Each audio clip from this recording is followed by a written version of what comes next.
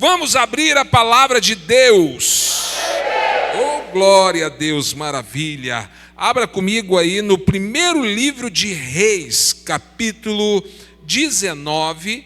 Vou ler o verso 15 e o verso 16 com vocês. Você que tem a Bíblia, abra a palavra de Deus, porque ela é, o nosso bem maior, é a presença de Deus. Diz assim então a palavra: disse-lhe o Senhor: vai, volta ao teu caminho para o deserto de Damasco, e chegando lá, unge a Azael, rei sobre a Síria. Pausa um pouquinho. Estamos aqui falando, o contexto, Elias, o profeta Elias, que estava desanimado, tinha parado, e agora Deus o chama de volta, levanta, continue a sua jornada, e dá esse direcionamento para ele ungir o rei da Síria. E a sequência, o verso 16, também vai ungir a Jeú, filho de Ninsi, ungirás ele rei sobre Israel. E também Eliseu, filho de Safate, Abel Meolá, ungirás profeta em teu lugar. Vamos pular para o verso 19. Partiu, pois, Elias dali e achou a Eliseu, filho de Safate, que andava lavrando com 12 juntas de bois adiante dele. E ele estava com a 12ª.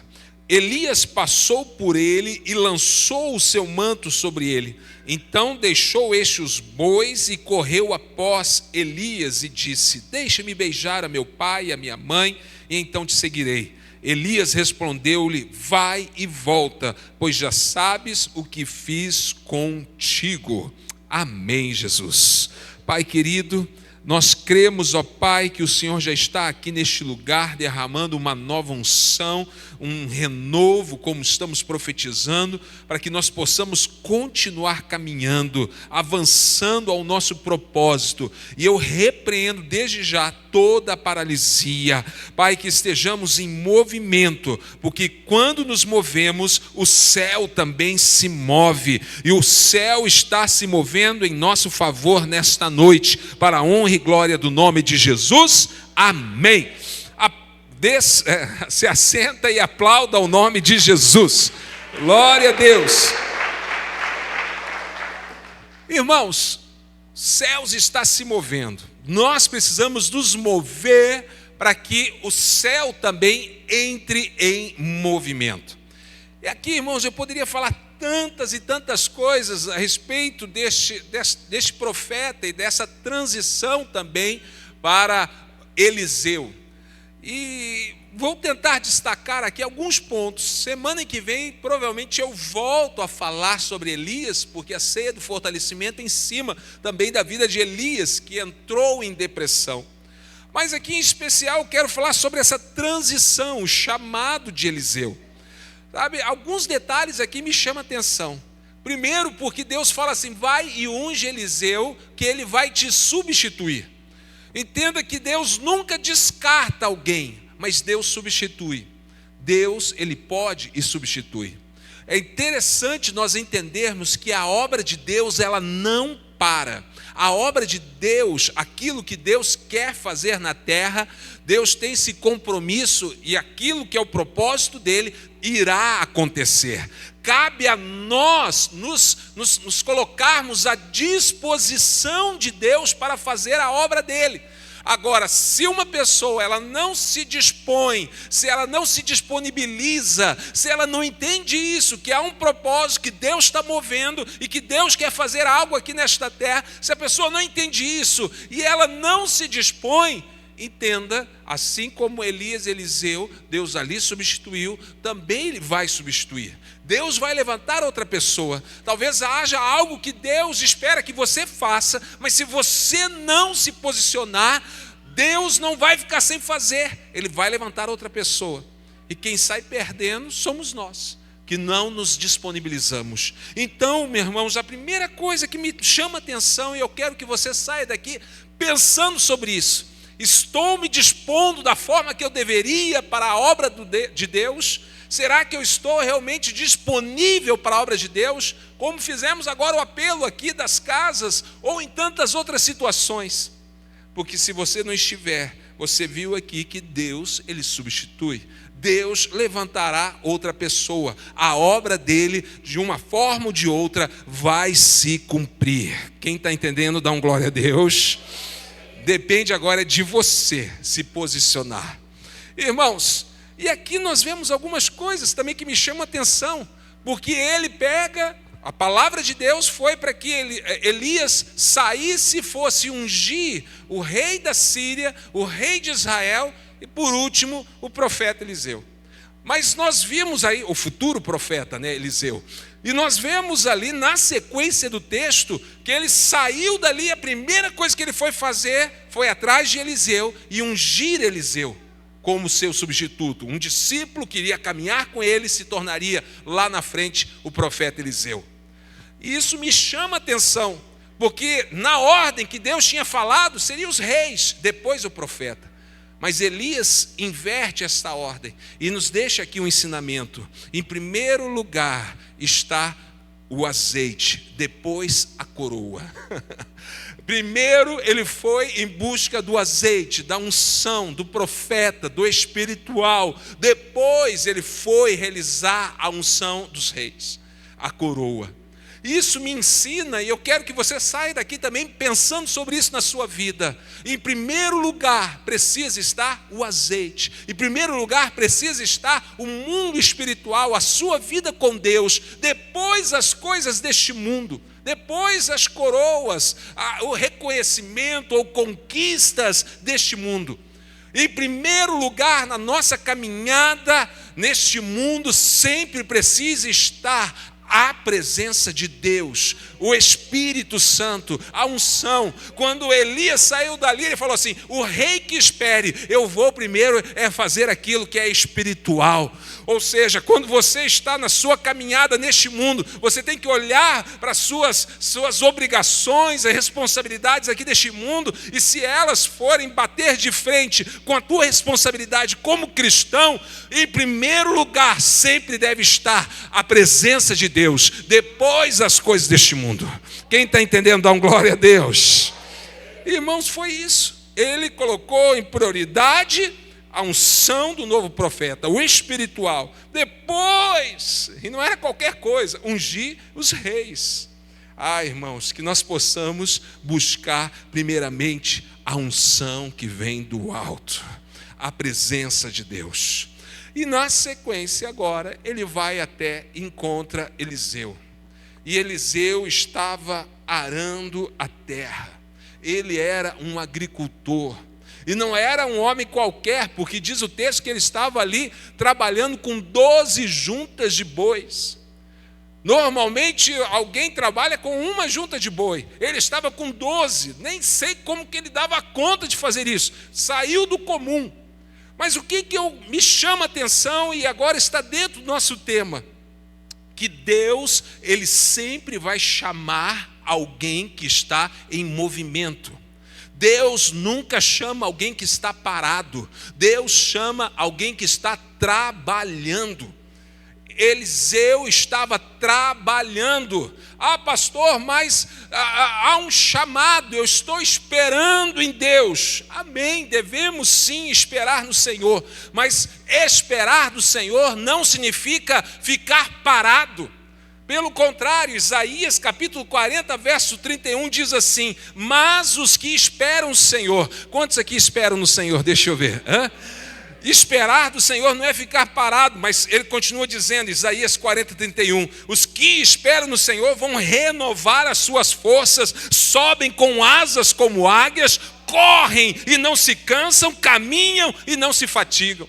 Esperar no Senhor não é ficar parado. Esperar no Senhor não é ficar sentado no sofá assistindo Netflix. Esperar no Senhor é ser como Eliseu. Ele esperava no Senhor, mas estava lá com 12 juntas de boi arando a terra, trabalhando. É estar em movimento. Nós precisamos nos movimentar. Precisamos estar em movimento. E aqui, irmãos, eu vejo algumas situações aqui tão importantes. Porque a palavra de Deus nos fala assim: aquilo, né, que for ligado na terra será ligado nos céus. A ação na terra precede a ação dos céus. Se não houver ação, se não houver movimento, se não houver, sabe, a nossa parte como igreja, como cristãos, os céus param também. Nós precisamos entender que tudo inicia com a nossa parte, com a ação da nossa parte. Deus nunca chamou alguém que estava parado, alguém que estava à toa. Deus sempre chamou pessoas que estavam em movimento, trabalhando. Por isso, não pare. Eu estou esperando em Deus. Espere mesmo, mas espere fazendo algo. Estou esperando em Deus, espere trabalhando, espere servindo na casa de Deus, espere, sabe, fazendo a sua parte. Irmãos, e aqui ainda eu vejo algo tão poderoso, porque quando ele encontrou Eliseu, Eliseu estava arando a terra. O que significa arar a terra? Preparando a terra para o plantio. Quando um lavrador, ele ara a terra, ele mexe com toda aquela terra, ele fere a terra às vezes estava endurecida, e principalmente a terra, quando ela é arada, quando ela é mexida, é para que as raízes do plantio anterior, as raízes sejam expostas, retiradas, preparando para um novo. Irmãos, aqui, em nome de Jesus, eu quero que você entenda esta verdade, e eu peço que o Espírito Santo trabalhe aqui nos nossos corações. Por quê, irmãos? Porque as raízes que ficaram do passado impedem a nova colheita. Que raízes são essas? Que arar a terra precisa ser retirada. Raízes, às vezes, da amargura, raízes de traumas do passado, raízes de coisas lá de trás que não foram bem resolvidas. São duas principais coisas que travam uma pessoa de se movimentar, de prosperar, de avançar, que param uma pessoa. A primeira delas é o medo. O medo paralisa. O medo. Segundo, é um passado mal resolvido. Traumas, feridas, mágoas. E quando Deus ali mostra nesse texto que Eliseu estava arando a terra, ele nos ensina aqui, o Espírito Santo está aqui nos ensinando que para uma nova colheita, para vivermos algo novo, precisa primeiramente arrancar raízes da plantação anterior. Irmãos, isso é muito sério, e em nome de Jesus, se tiver algum tipo de raiz aí do passado que não foi bem resolvida, em nome de Jesus, que o Espírito Santo esteja agora trazendo, sabe, arando o solo do seu coração. Arando o solo do seu coração. Arar é ferir, arar é mexer com tudo, é remover essas raízes. Que nesta noite, de alguma forma, o Espírito Santo esteja movendo aí dentro de você, no seu coração, e até expondo essas raízes que não servem mais para nada e que estão atrapalhando aquilo que Deus está para fazer. Deus, Ele age dessa forma. Sabe, nós vemos que Deus, Ele vai agir, tratando com algo atual ou que está até mesmo ligado no passado, para que você possa viver algo novo. Eu vejo, sabe, esse encontro do passado e do novo em alguns momentos da Bíblia. Quando Jesus pede ali para que fosse alimentar aquela multidão, trazem até Jesus um menino, é um novo, que traz os pães e entrega para os discípulos e para Jesus, que fala do atual, do mais maduro.